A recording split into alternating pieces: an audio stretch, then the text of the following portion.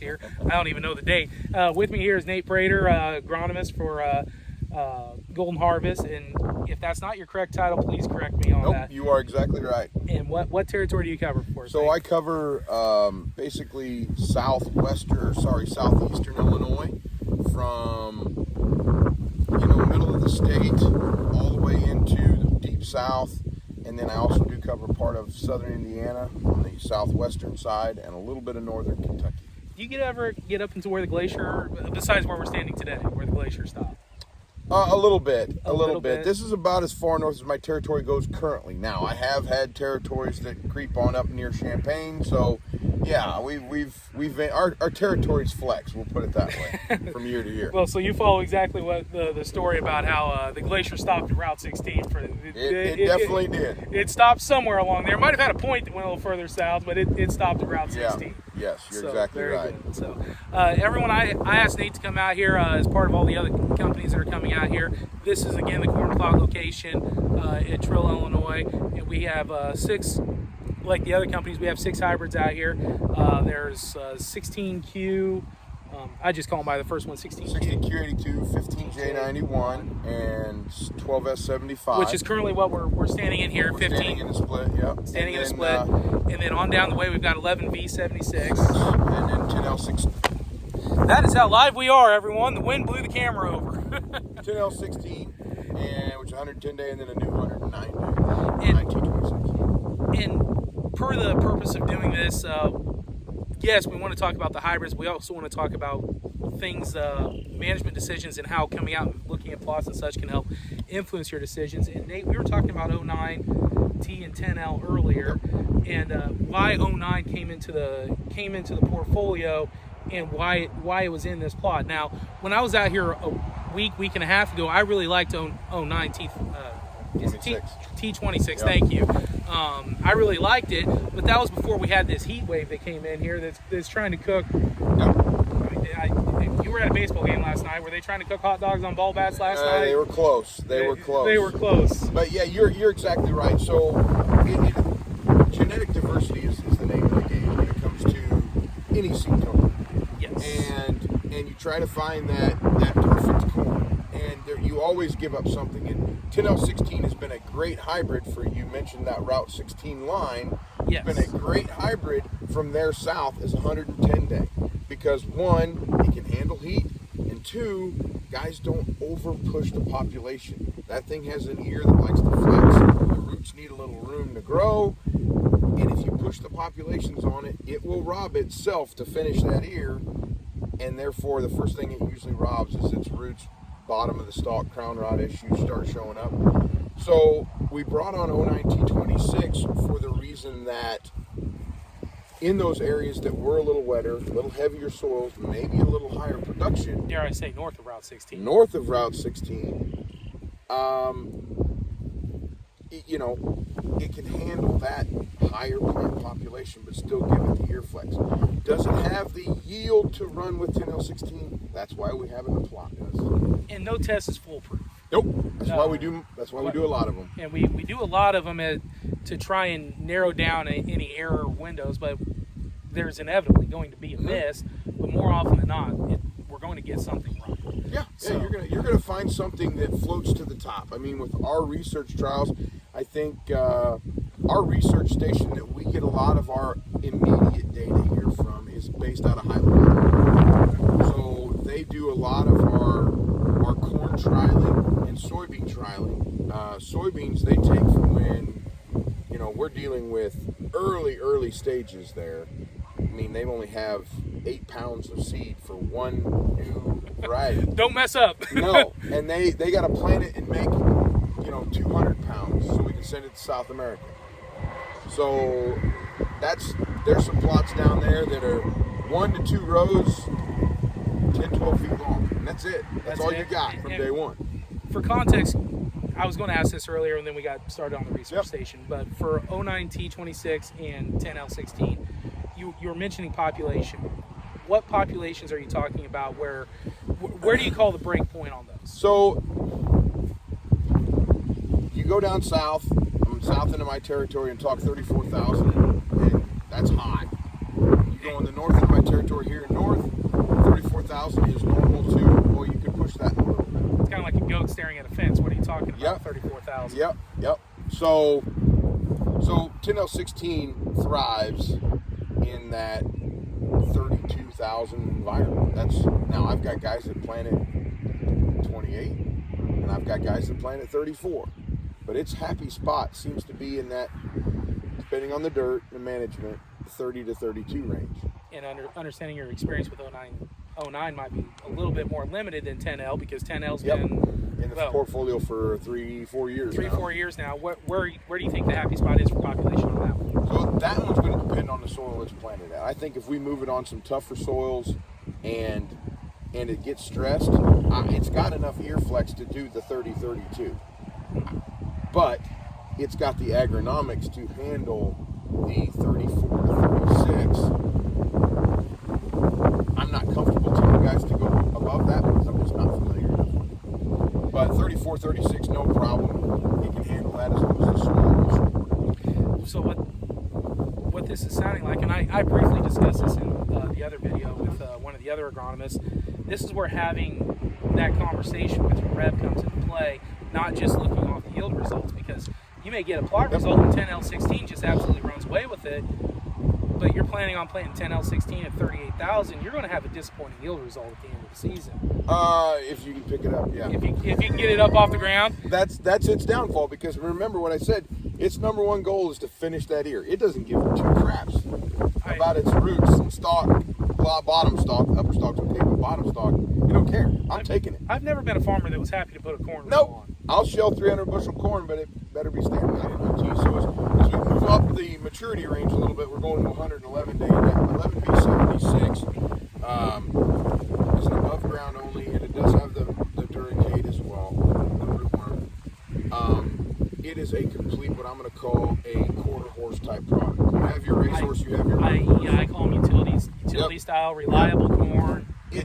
I don't really, to me, it fits a wide range. I hate to call it tailgate corn because it does respond to management. You can't just plant it anywhere and call it good.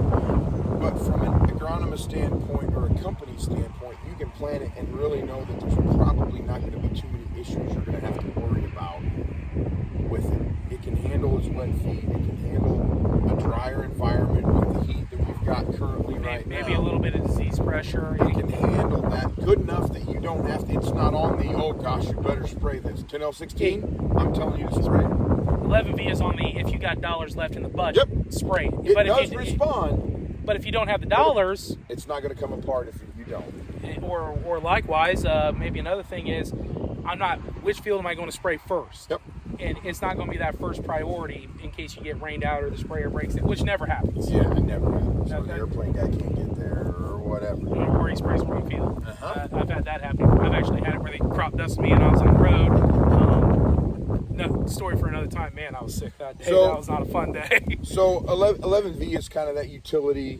I've seen it make 300, but the plot average is right close to that. Gotcha. You know what I'm saying? It can be done. Now as we move up, we go to a totally different product, and we're standing in it right down here. I'm playing Vanna White and 12S75 here. I'm doing Vanna disservice. 12S75 is probably one of those products that needs north of 16. We do work it south of 16 because it can handle wet feet very well. It loves to be planted early. It is very quick out of the ground and very consistent out of the ground. That's its hand. And I would say that's right in line with what I was seeing on my emergence. Yeah. It was probably towards the top of our line. It was a touch faster, but it was a very uniform quality emergence. The other thing is, you move north here, tar spot does become an issue. What is with you agronomists and mentioning tar spot? Because we get pretty good tolerance against it, so I'll talk about it all day long. Oh, okay, there you go, everyone. We got it on record. So 12S has good tolerance for tar spot. It's not bulletproof. I don't know that anything yet is bulletproof. For tar spot only being, what, 2-3 years old? Yep. I mean, we're finally just getting to a point where we might actually have a rating in a book. Maybe. Yep. Maybe. But 12S is it's going to need a little bit of management, but southern rust is its Achilles heel when it comes to the diseases. Like northern and gray and tar spot, it can handle that. But as we stress it going south, we need to plan those. Plan ahead. I mean, I've got it in some plots and some situations down south that it's going to push it because it was planted the 25th of May, you know, a couple weeks ago. That's not its forte, you know, because it's going to be hotter at pollination. It likes a cooler, wetter environment that we've had the last couple of years, especially here northern Illinois, and those guys. Well, and southern rust being its Achilles heel, it's no surprise that we need to go more north with this. Now, I'm going to take one quick segue because I know a lot of people get southern rust and common rust. They're easily confused. Right. And it's one of those things until you have a good. I was always getting northern leaf and gray leaf spot confused until I had a good explanation of gray starts at the bottom, northern at the top. Gray looks like Lego bricks, northern looks like a cigar or slug lesion or something like that. Compare, contrast southern rust real quick for the very common guy out walking. So southern and common. Southern is way more aggressive. Common you can see out there. Common is usually on both sides of the leaves. I heard pustules. I have a theory on southern rust that I'm going to say, but I'm not going to say on camera because it's got some words in it, but whatever. But so common is on both sides of the leaves. Southern is just on the upper surface of the leaf. And southern is, like I said, it's when it pustulates, when it shows its rust color. You can walk into a field with a white t-shirt on and come out and it look like the color of this hat. Okay. If it's bad, you know, I mean, you come out looking like a brick. It's kind of like the anthracnose spores on the combine. Yep. It gets that black color on your combine. No different. So it's more aggressive. It will. Common rust will always be there, and it'll kind of always show up, but it's never going to take down a plant. Southern rust, you get a bad enough infestation of it, you know, down south where they get it pretty good. In 2 weeks, it can take a green corn plant and make it kind of a dead white one. I mean, it can be bad, and we have to watch out for that. That's their number one concern down there. We can talk more about southern rust the next time we get out here. But for management and planning purposes here, would you say conditions that we're seeing today with this hot, dry weather or hot, humid weather that we're seeing, and even some of these winds and hurricanes? I got a notice on my phone that a hurricane activity coming up out of the south. Yep. I haven't been able to watch the weather to know exactly what's going on down there. But are we in a condition where we're very more favored for southern rust this year? The good thing also about southern rust is the guys south of us, Georgia, down in there, they get it first and can tell us. Okay. So it's got to move up until the Georgia Canaries tell us. Until they start saying, "Hey guys, we're seeing southern rust," and then you see a storm that pushes up the Mississippi River Valley, or those ones that roll out of Texas where the low is circling and dumping moisture, they're carrying the spores with it. So you can see that one coming. You can get online. I don't know the websites offhand, but there's spore trackers. Yeah, Crop Protection Network does a really good job with that. And so it's very hard to tell right now. Okay. But if we hear about it, in your opinion, knowing that you're a seed agronomist, not so much a crop protection agronomist, what do we need to be booking the moment we hear Georgia sounding the alarm? You need to go after a fungicide that has good residual for rusts. And I'm going to be, since I'm Syngenta, Trident Pro is going to be in the mix. Trident Pro is good. But it's probably hands down, when you look at just southern rust, hands down probably one of the best ones out there for residual against southern rust. I mean, you can spray it at tassel, and it's probably going to cover you most of the time. Just like the guys up north are spraying twice for tar spot, I've got guys down south that are spraying twice for southern rust because it comes in pre-tassel, and then it hangs. And then it might die down a little bit, but then there might be the conditions might pop up, and hey, it explodes. And when it explodes, it's real quick. Next time we do this, we may have to get the crop protection agronomist out here to come and talk with us and maybe talk about some of those other options as well. We can do that. Okay, but that's when hybrid selection comes in. So that's exactly. Going to lead me Let's get back to this. Yes. To the next two. So the next two I'm going to use as a group. We have a 115-day and 15J91. Correct. And then we have a new 116-day of 16Q82. Two total different hybrids. 15 15J is a little older. We know what it does. It's actually, and this is bad, but it's not bad. It's honest. It's honest. It's a white cob, so it's easy to identify. We like that in our plots. Farmers like that too. I like stuff that's easy to identify. It's not too hard to do your side-by-sides when you have a white cob in it. But sometimes that puts a sour taste in people's mouths. I'm going to tell you right now that 15J, you take out variables like southern rust, it will rock and roll. And we can take out southern rust because of fungicide. If we manage for those kind of things. Yes, in the PTI farms up in Pontiac, Illinois last year, Precision Farm. Yep. This, in their hybrid shootout for high yields, it won it last year pretty soundly. It has been a very high yielding product for us, but can handle some heat. This does not bother it. Which doesn't surprise me for 115-day corn. Nope. And it puts on a big, deep red kernel with better test weight for a white cob that's maybe not common. So it's a little I different genetics. I would say that's uncommon, Yep. actually. It's a really dark red kernel on a white cob. So it looks a little different. Where did you guys dig that one? I don't know. Yeah, trade secrets we can't share. Yeah.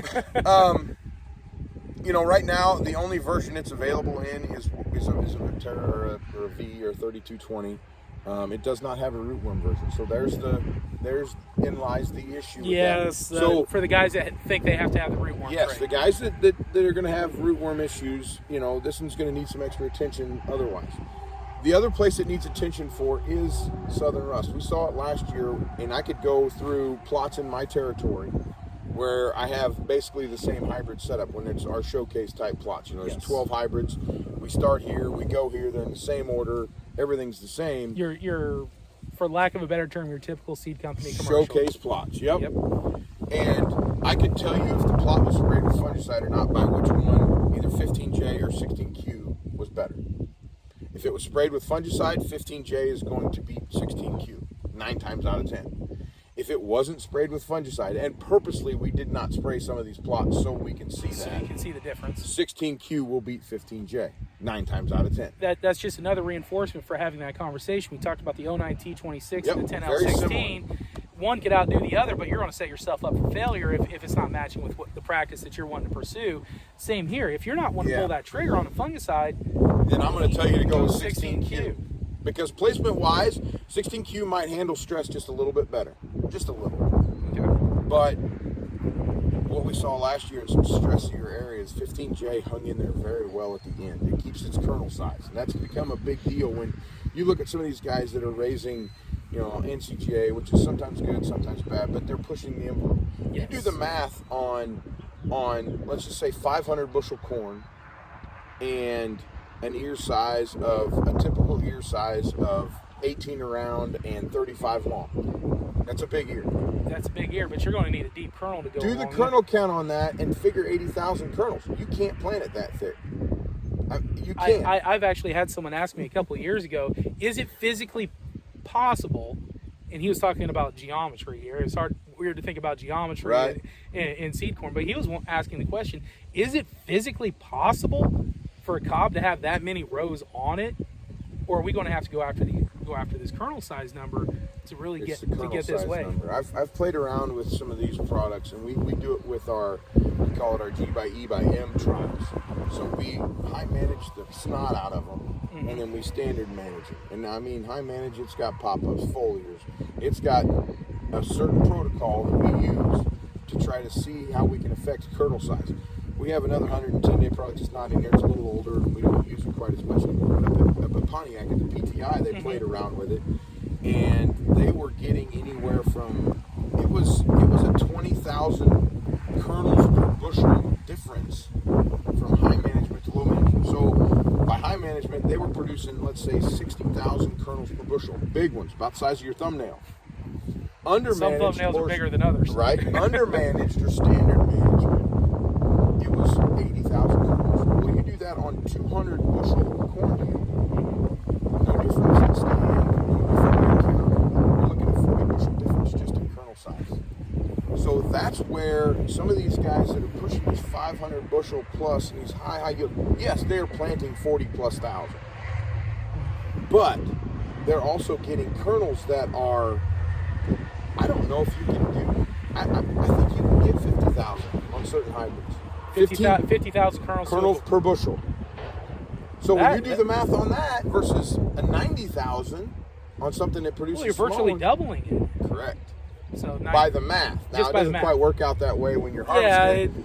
But that kernel's got more weight to it. It's got more volume. You know, it's bigger, and it takes up more room. Bushel's still a unit of, you know, it's a unit of volume, but really what we're paid on. Yeah, it's really weird. We're not.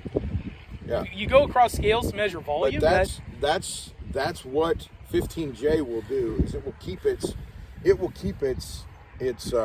kernel size late if it gets stressed. 16Q can have a tendency, just like 10L16 robs its stalk. 16Q says, you know what, I'm a little short of energy. I'm gonna tweak it back just a little bit, and I'm gonna take it from my kernel just a little, because I'm gonna keep my stalk, my plant health late. It can stand till Christmas. I don't care. But it will rob its kernel maybe just a little if it's under stress, and that's where hybrids act different. Gotcha. So if we get one of those deals where it's great conditions and no disease, everything's fine, and all of a sudden August turns off hot and dry, I would expect 15J to out yield 16Q for the fact that it's going to hold its kernel size. Same thing with there's a couple other products. 12S will be that way. 12S is going to hold its kernel size at the end. And for the record, we are planning on spraying this plot with beer whiskey. Yeah. About that R3 time frame. Okay. Okay. So yeah. Maybe R2, but you know, it also depends on when the plane can get here as well. So. Right. So that's why when we're doing this also had a dose of fungicide as well, because when we were out here spraying our herbicide, we put some azoxy down with it to help mitigate the stress. And if anybody goes back and watches the video with LG, the other seed company, I know, dare I mention another seed company here, right? We're all friends. You could see that there was a definite stress response to the herbicide application. But if I look today, I can turn the camera and show you. You can see really, you wouldn't. But that's about it. Really, you wouldn't be able to tell. I'd say this one check right here is probably showing it the worst, but really, you wouldn't be able to tell, and I attribute that to the azoxy that was in. Yeah, and the azoxy, the good growing conditions. I mean, anytime you can reduce a plant stress, especially in the earlier stages like this, you're just setting yourself up for more yield at the end. And then the secret is keeping it. You know, that's retaining the bushel. Yep, that's the key. And I think that's where we found out with some of these managed fertilizers and managed fertilizer placement later in the year, whatever it might be, whatever. Yes. That's how we can keep that kernel size that we lock in early in the year. We're really good about managing kernel number. We know that between... Yeah, that's almost a hybrid thing more than anything. Between the precision, between the hybrid, rows around at V5, we're really good at managing that. What we seem to struggle with, or where we tend to lose out, is in the kernel weight in the reproductive phase of development. You know, when you look at a plant's ability, you call it a flex hybrid or ear flex or whatever. Ear can flex three ways. I mean, it's girth, length, and then kernel size. I'd actually never thought about that, but you're absolutely right. Well, I didn't start thinking about it until you started running the math. When Hula hit 600, I'm going, now what the hell did he do? You know, well, he's on sand too. He's on sand, irrigated, whatever. I'm okay with that. But the biggest thing is where do you have to start? If I'm shooting for 500, I can't plant 30,000. It just can't happen. No, His theory is you should get 10 bushel out of every 1,000 kernels you plant. I've heard that before. So if you plant 30,000, you should be able to get 300.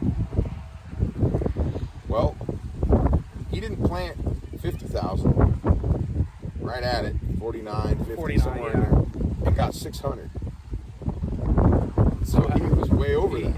He was managing his kernel size. How did he do that? Now, you can't go out there and there's certain hybrids. 09226, I'm going to tell you right now, it's not going to produce that big of a kernel to do that. It's going to produce a nice, deep, long kernel, but it's not going to produce one like your thumbnail. It's just not. Gotcha. It's just not its trait. 12S will, 15J will. There's other products that will, and that's what we try to find out through our management trials. So we've got just a couple of minutes left. I'm trying to keep these roughly about 30 minutes a piece. It's okay if we went over. LG and I went over by a couple of minutes. It's all right. So I'll let you decide what direction you want to go with this. So 2 questions, you can answer them both, or just one and say one for the other time. Okay. One, I was limited in how many hybrids I could have in this plot. Every plot's got that limitation. We went with these 6. Were there any hybrids that you would have liked to have gotten in here, but we just had a shortage on, or we just didn't have the room for it?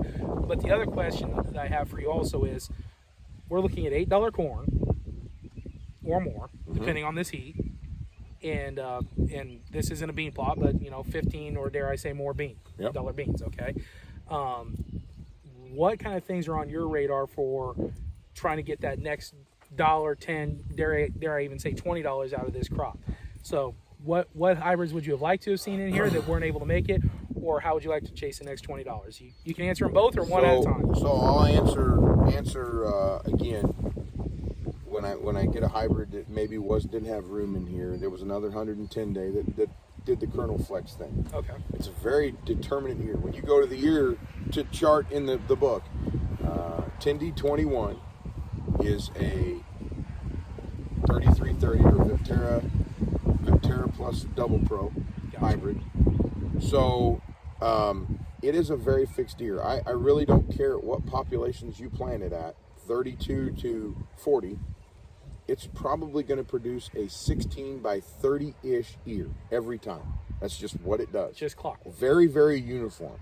It will almost throw on, if you plant it at 30,000 and everything lines up right, it'll throw on another ear before it makes that an even bigger. That's just what it does. It's very determinate on its ear size. That's a very solid statement, everyone. Yep. Now, what it does and what we found out, because we had these plots where guys didn't plant it at 35,000 and it was beating flex hybrids. It's like, no, wait a minute. It was only planted at 32. We only had 16 by, when you go out there and 30. count. How do we do it? How did it do that? Kernel flex. That's where it flexes. It has no ear flex visually. You mentioned that, the third way an ear can flex. Yep, and that's exactly what that product started doing. So we started pushing it in areas. It can handle heat, it can handle stress as long as it's not just ramp the population up. Population doesn't fix that on that product. It makes the yield better if the food's there to feed it. But it's a linear. Yep. It's a linear If your population goes here, your inputs for fertilizer P and K need to go with it. Toward 10L16, it can kind of stay. It's very, we call it fertilizer efficient. But what we saw with 10D21 was in areas where guys didn't want to manage anything. We want to plant it, and I'll come back and harvest it whenever I get here. I'm not going to spray it. I'm not going to worry about bugs. I'm not going to worry about... This is a difficult field for me to get to. I need to can't. just... It's wet, whatever. I get it planted, and I call it good. I come back and harvest it later. We found that product worked.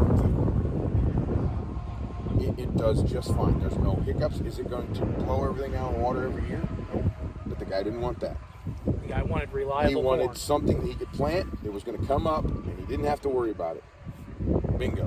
We all know growers that are like that. So we took it, but also, just like we saw at the PTI farm, we could manage the snot out of that thing, push the pops, push the fertility, push the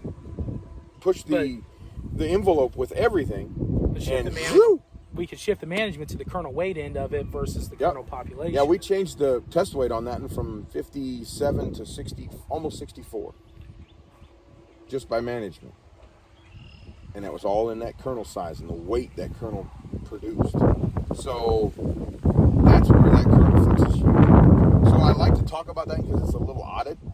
Yeah, I would say that's odd. Yeah. There's no agronomic. It's definitely unique. Yep. There's not a lot of agronomic risks with it. I've personally had that hybrid managed, doing some NCGA stuff. I didn't make it because I'm south of here. I'm south of 16. But so that's where I'm at.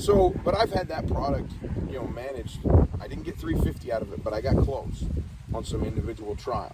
Gotcha. And it was all had to do with, I can show you a handful of kernels from unmanaged, and you would think it was a total. So it sounds like to me, really, you're answering this question. The other end of the question is, for what we can do to possibly chase the next $20, you're putting a lot of emphasis on looking at that kernel weight.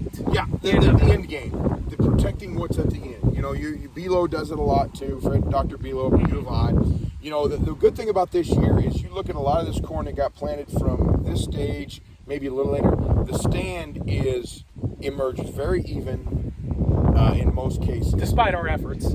Yes, very even, very uniform, very good stand count. If we planted 33,000, we probably got 32.8. You know, barring a couple birds and whatever. And cutworm. Cutworm, yep.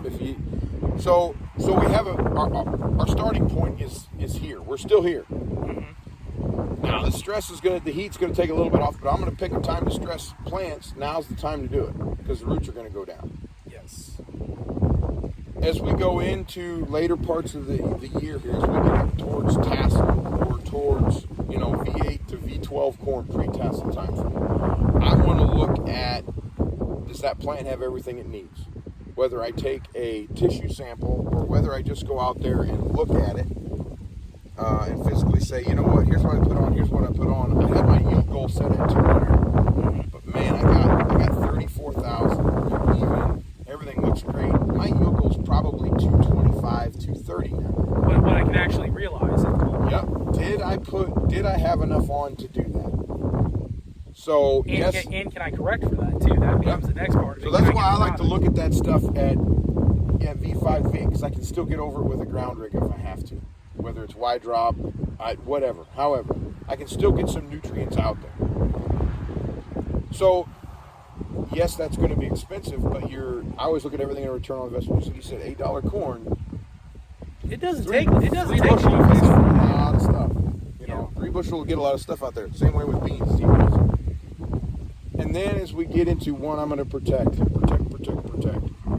Use a good fungicide. If you're not going to use a good higher dollar fungicide, you may have to apply it twice. It depends on the disease pressure. I mean, that's where you got to start paying attention. Where's that dollaring out in the ROI? Yep. So I'm a big proponent of protecting it till the end because I've seen this kernel size thing. And you can add bushels real quick because we're done adding plants. Yeah, that's done. We're almost, in some cases, it's set its kernels around and are starting to. Yeah, let me see. V5. 1, 2, 3, 4. We're right at V5. Yep. We'll probably be V5 by the end of the day today. Yep. So we're starting to set kernels around. That's I'm going to call it predetermined. I wouldn't mind the rain this morning. Nope, that would maybe give us 2 more rows. And then our length is going to be set here, shortly. And that's hybrid specific a little bit. Some hybrids will be longer than others. And then it's a matter of just keeping it. And that's where I think we get to that tassel point. We sprayed our fungicide. Okay, let's get the combine ready. We're going to be about to go on vacation or whatever. Mow road ditches, whatever you guys do for fun. You go do that and you forget about it. But if you put your fungicide on a little early, or there was that late flush of rust come in, or tar spot comes down, or whatever, another shot of fungicide could have paid dividends. Oh, big time. Nate, we may have to talk about that a little bit more next time. That's fine. Maybe the week after the 4th or something like that. We'll see. Yep. Probably be a little bit warmer. I don't know. It might actually be cooler, be drier with any luck. Could be. So, but anyway, Nate, thank you very much Thanks, for coming sir. out here. Appreciate it. Everyone, again, this is part of a way of making sure that you're able to see this kind of at your own leisure. But again, I'm sure Nate would agree with me. There's very few substitutes for actually coming out here and making your own observations. If anybody wants to come out here, again, I'll put my contact information in there. We can make arrangements. If you want to talk with Nate or any of the other agronomists or salesmen that are going to be coming out here and talking, we can certainly do that and make arrangements to meet up and actually come out here. So far, we've only been in the corn plot. I'm hoping to get into the bean plot next week. Now, for Nate, I know it's an all non-GMO bean plot. Golden Harvest really doesn't have much in the non-GMO lineup, but that option will be available as well. So with any luck, I think the next person on dock is from Whiffles, actually, and that's if the bean plot guys don't beat us to it first. So there you go. Until then, Nate, thank you for coming out. Thank you. We had one person behind the camera, Morgan, who was helping my district sales manager, helping the camera from not blowing over. Morgan, thank you for coming out here. And until the next one, guys, hey, farm well, be profitable. Thanks, guys. Thanks.